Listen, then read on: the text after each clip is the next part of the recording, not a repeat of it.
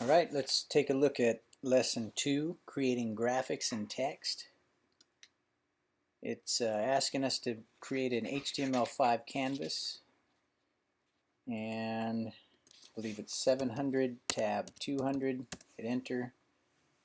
The color they're asking for is CC9966, so hashtag CC9966, and they want us to save it as O2 working copy and your name. Go with my name. Hit save. Looks like I've already got one because I've been practicing for this screencast. Alright, so let's see. They talk about understanding strokes and fills, and I do recommend you read through the text. They give some good insights.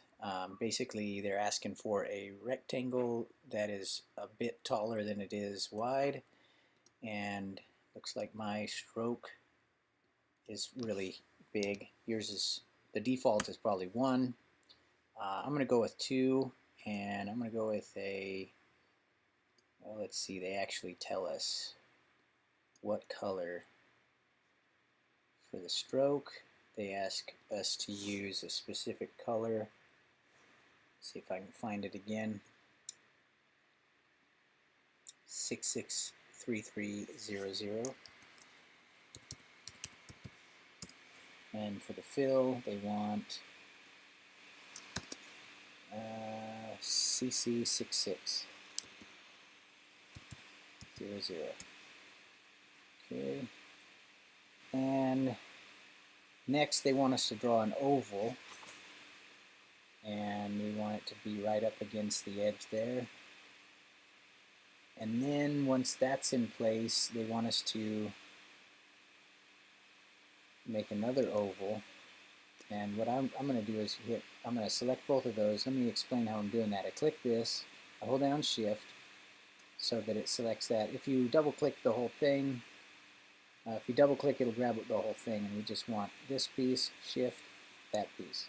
Now I'm going to hit Command C to copy it. Now I'm going to hit Command Shift V to paste it in exactly the same position. And then I'm going to arrow key down until it looks about right. And then I'm going to select these pieces and just hit delete on the keyboard until all that stuff's gone. Also need to get rid of that. Next thing we need to do is use the free transform tool, and let's see, there's a keyboard combination, Shift Control, so Command Shift on the Mac, make it look like so, and I might actually drag it a little wider. Right now it's actually a little tall, so I do believe they actually tell us what size. Do they? Yeah, 130 for the width. So 130 for the width and 150 for the height. That's actually a lot bigger than I would have imagined it. But anyways, let's keep going. So next they want us to create the rim, so I'm going to select that, hold down Shift, grab that. Looks like I've got a couple pieces there. What I'm talking about is I click here, I expected it to grab the entire curve, but maybe there's a break in that. Either way, holding Shift allows me to add to it until I have the entire circle, the oval. Now I hit Command C, Command Shift V, and then they want us to use, like right now I just pasted it in exactly the same place as I got it, and so it's sort of hovering there. I haven't set it down yet, and they want us to use this tool to resize it until it's, and actually it's trying to snap into position. I think I might actually undo and do it a different way. I would do Option Command S and do like 85% or something. That looks good to me. And actually, it might pay to do this just because it looks a little wider right here. Yeah, that looks good.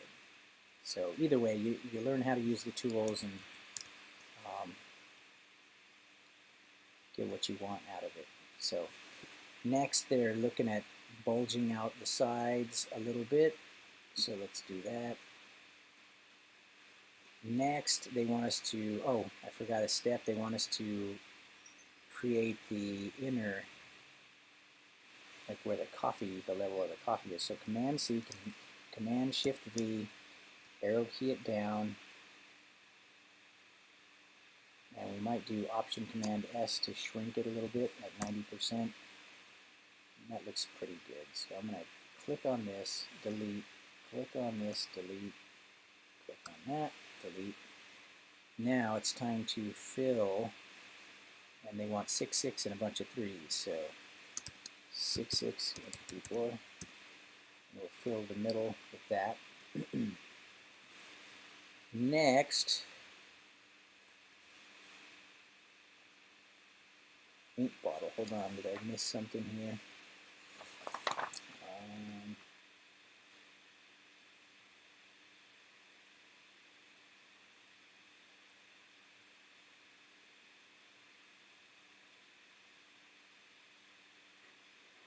Well, moving on to using gradient and bitmap fills.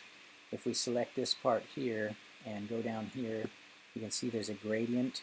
If I click that, you can also access it here. There's a bunch of different types of settings. Solid color is what it was. Linear gradient. Looks like I actually, because I did this before, it's still there. So let me make it look like it'll look for you. So here's a gradient. It's going from white to black. They say on one end they want, let me take a look at the book. On one end they want FC, so hashtag FF1234. And then on the other end they want hashtag B86241. B86241. And then in the middle, if you click here, you can make another one in the middle, and they want it to be white. And by the way, if you make another one here and then you decide you don't want it, just click on it and drag down, it disappears.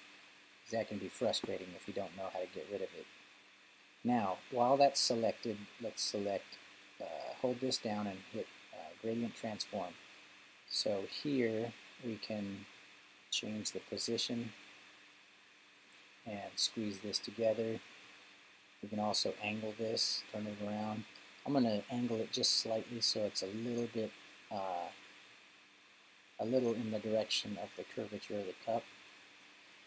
Next, they want to do the same thing in here, and evidently I must have a break in one of my lines here. So let's zoom in and take a look. Because when I'm clicking on, I should be able to click on this and just get that rim, but this and that must be connected. And if you click on the line here, you can see that it's counting these as two separate segments.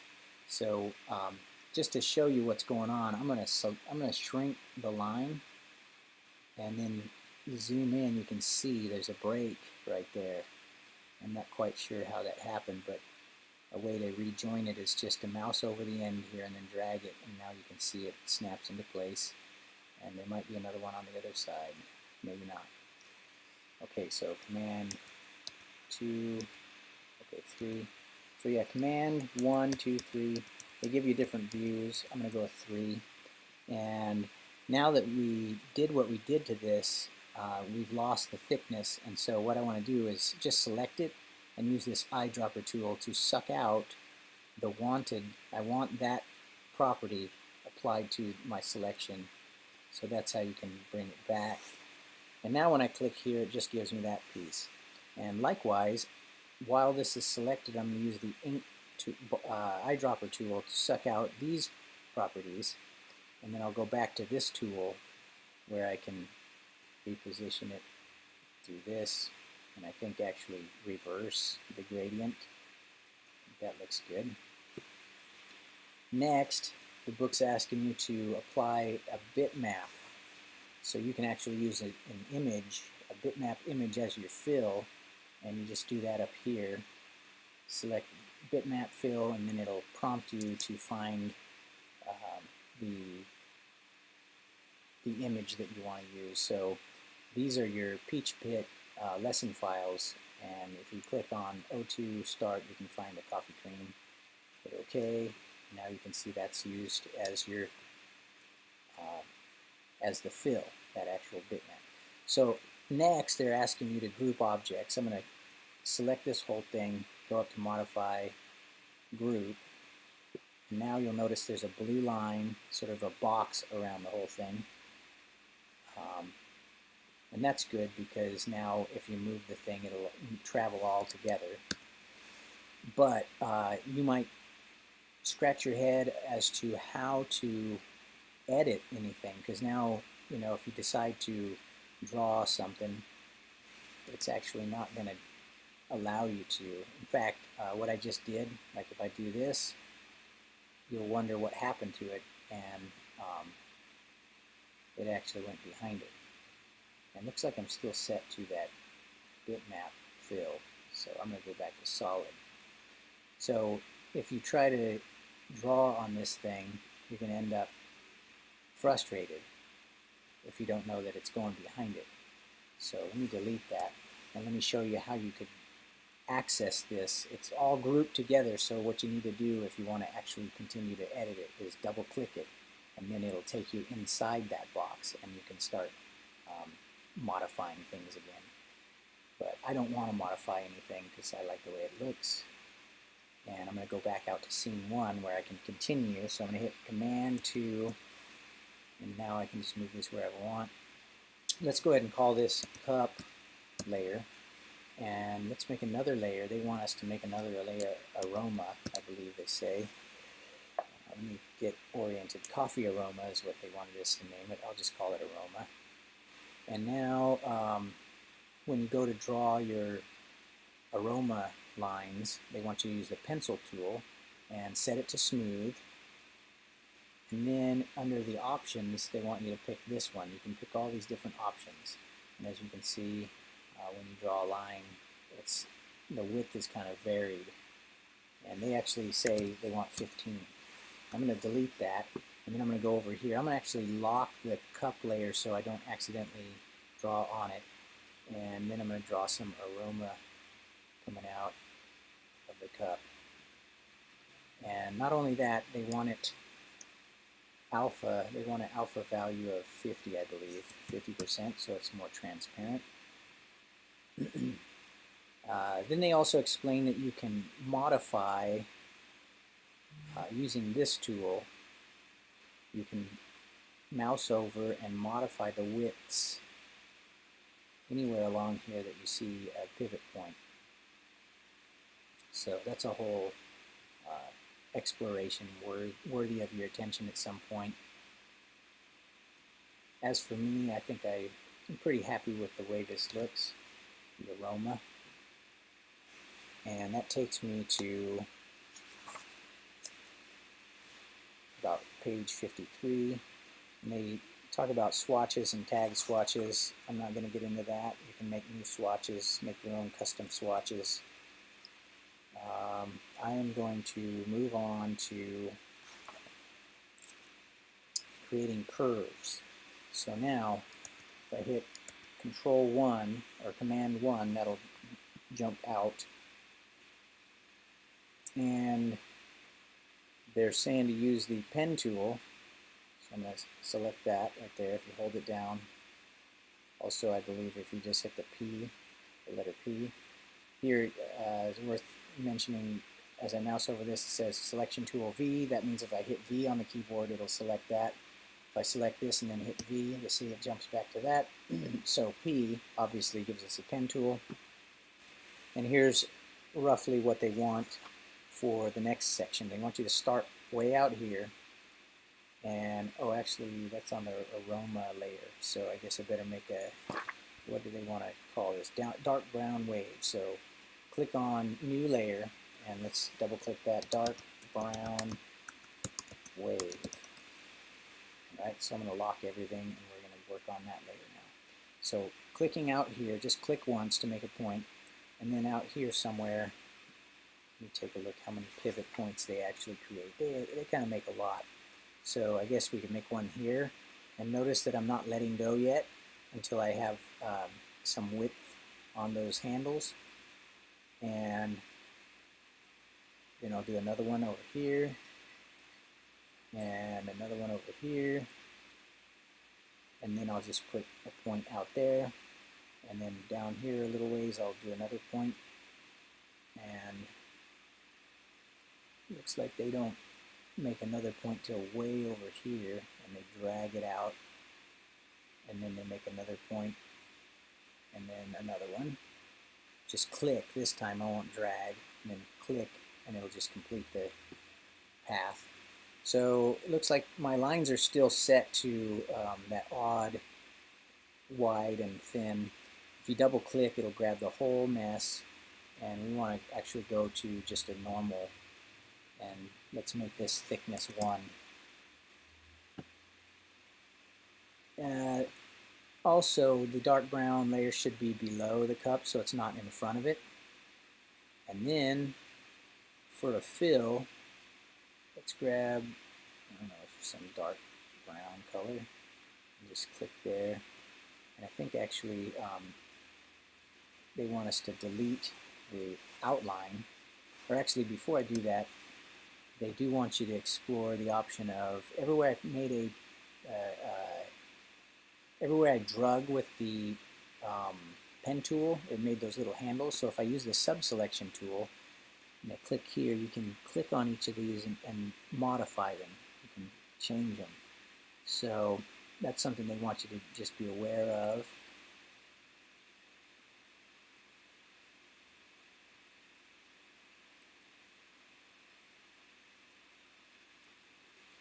Okay, so experiment with that. And I do believe they also want, they don't want any fill. Here's a way you can get rid of the fill. Just click that slash. Otherwise you can double click the fill and then hit delete. But they also want, hold on, I want to see if I can make this thinner.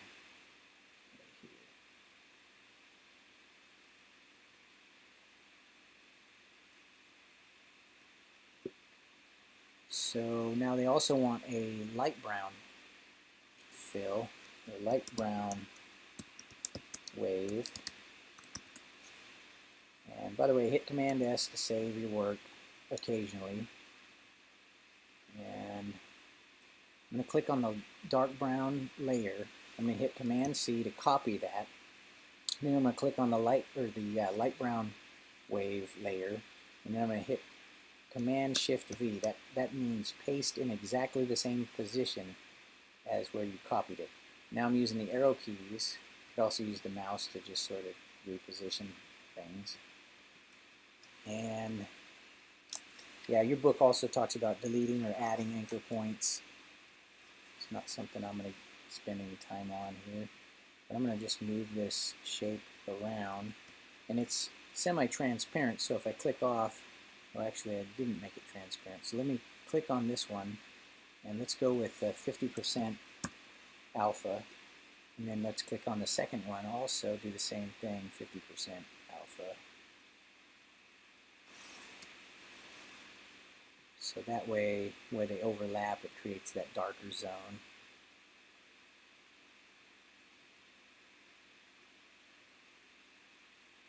And now,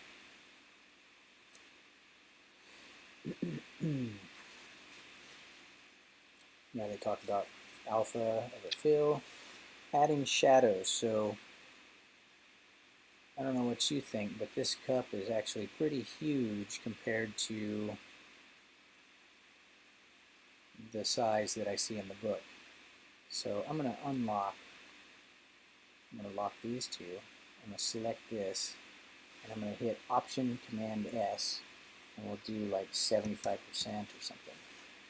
Maybe it's not so big. Okay. Using the arrow keys to sort of reposition it. And now, under the cup, I'm going to make a layer called Shadow. And here's an oval. Unfortunately, it's set to that crazy and also really thick stroke. So that looks better.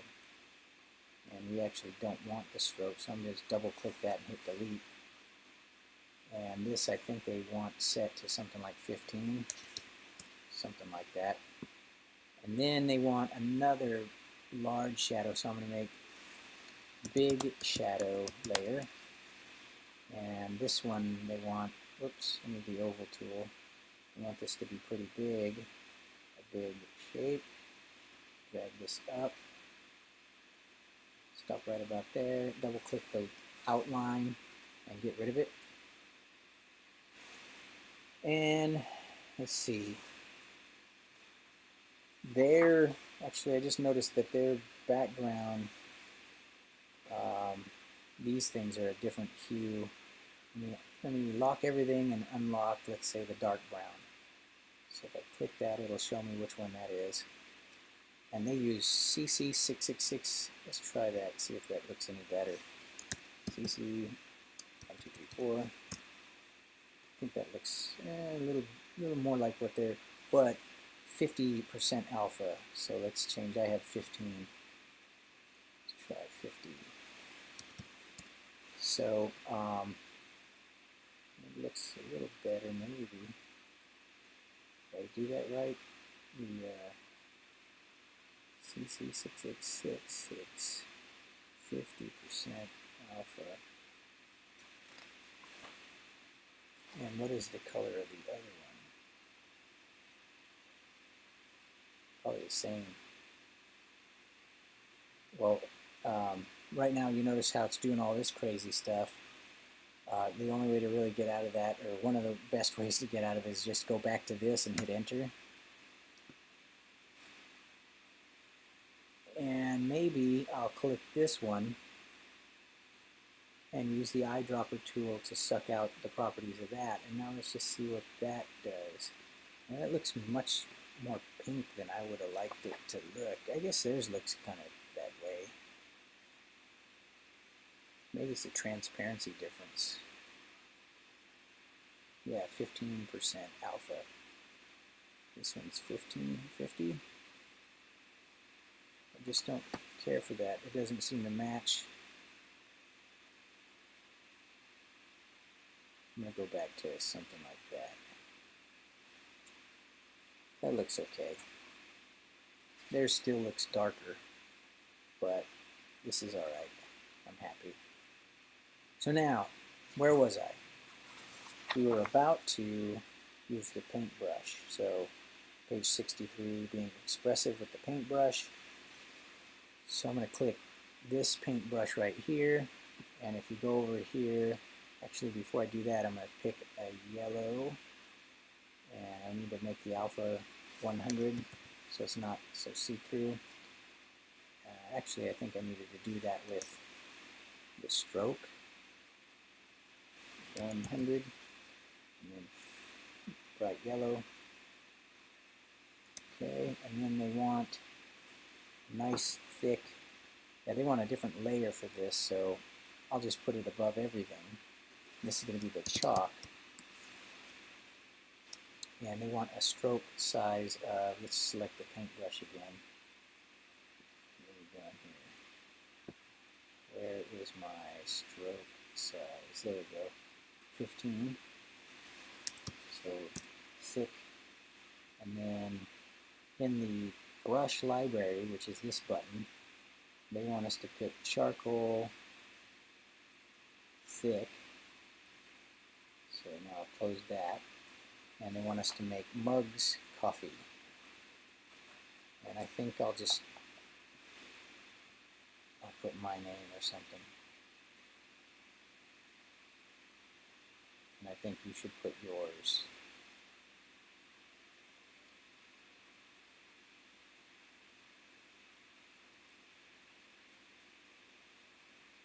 Reds.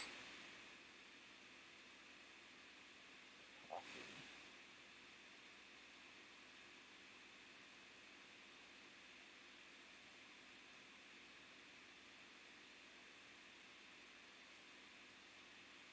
Whoa.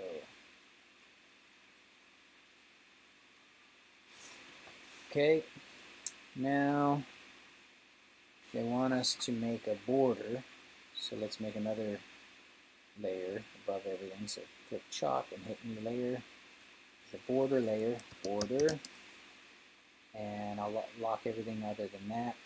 And in this case, they want the line tool, and then in the case of that, let's see, how do they do this again?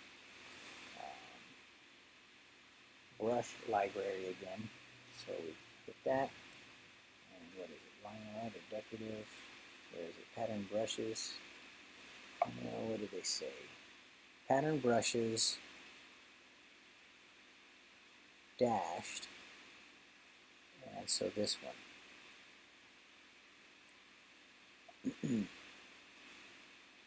And let's see. Did they choose a color?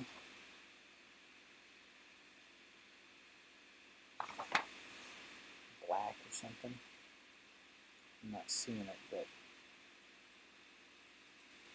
hold shift while drawing a line is a good tip, because that will constrain to a nice straight line. And I do believe I will change that to black. At least I think that would be a good idea.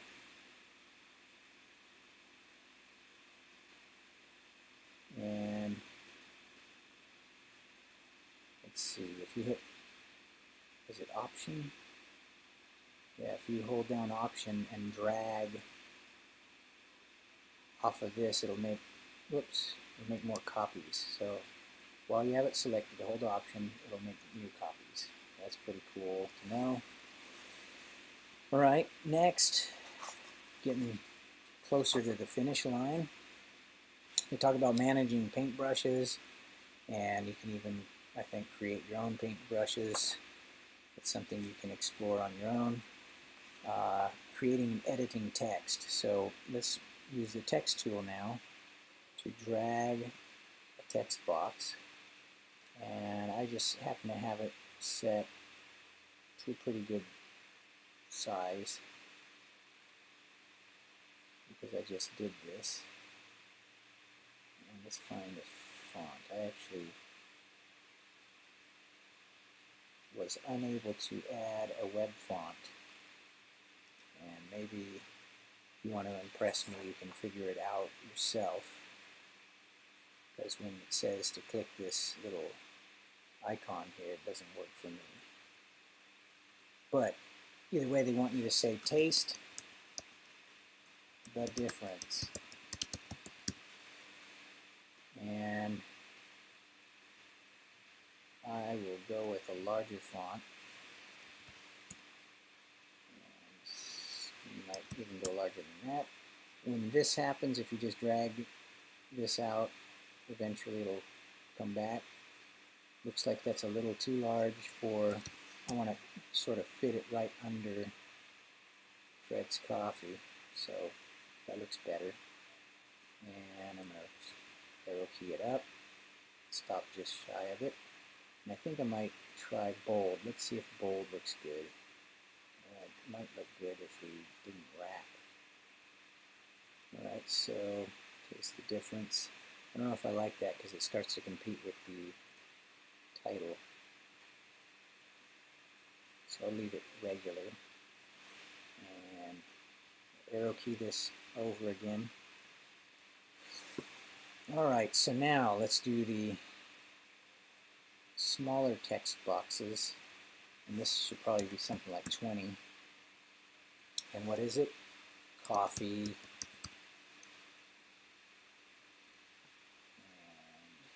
let's see, change the size of this a little bit. I Maybe I'll arrow key that down a little. And if you hold Option and just drag, it will make copies. And you can double click this and say free Wi-Fi.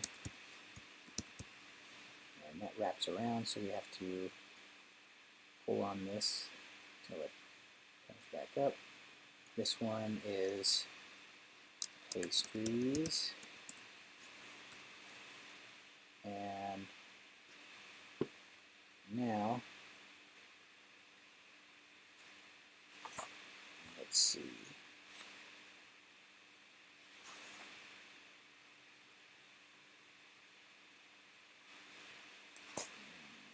We need to change the color of these, I guess, if we're going to follow along with what the book wants.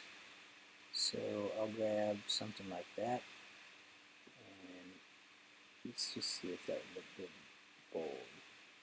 It might, but that makes this a little larger. Okay, so now let's use, and they do go over this in the book under aligning and distributing objects. It's a very good thing to know about. If you click this, you can see the border, like the edge of this text box is here. You click this, you can see it's almost the same. If you hold Shift, it'll select both of them.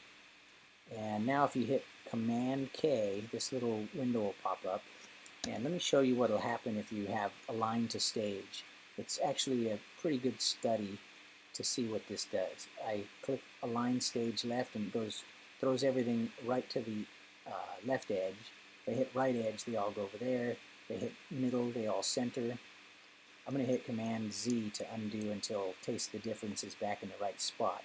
Because there is a difference between Align Stage and doing this.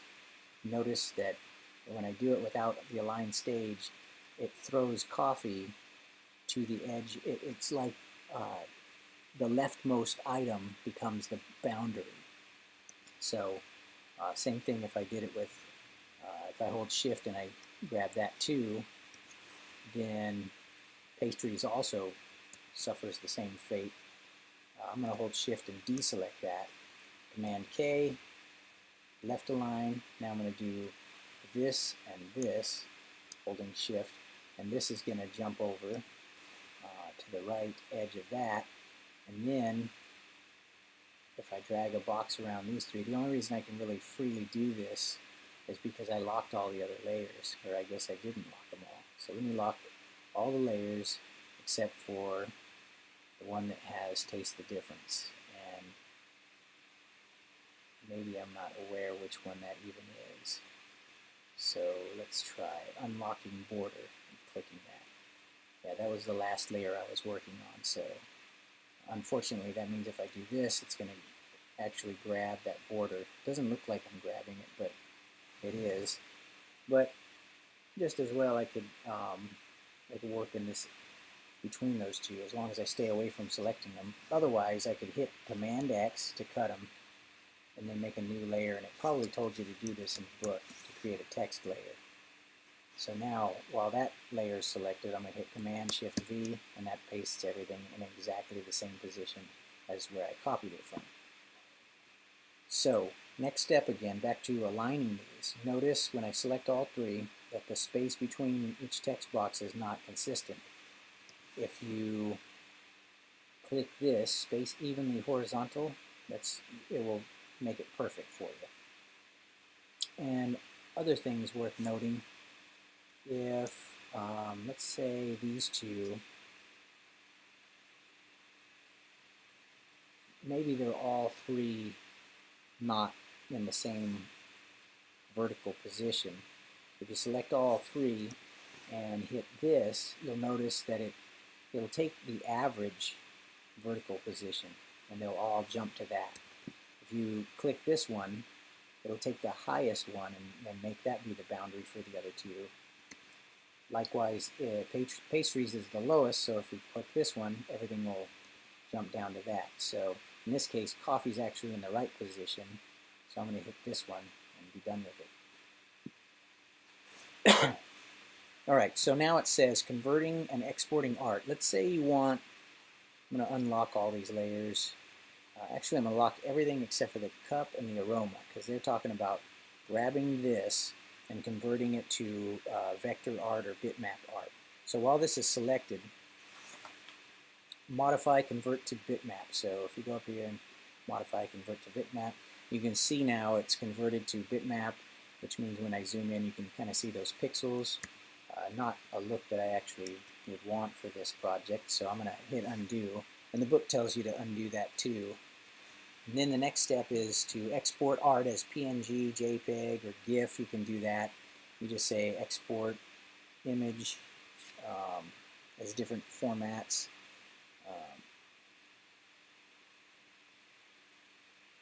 That's not exactly what they want us to do. If you read, what they want you to do is, I believe they tell you to, I thought they did, to use the export legacy or whatever. Yeah, they want to export it as an SVG, so you would go export legacy, and there's the SVG. So hit save, and I've already done it, so I'm just going to replace. And I do believe that's what Blackboard's telling me to do. Yeah, SVG. So that will complete the assignment. So see you in the next video.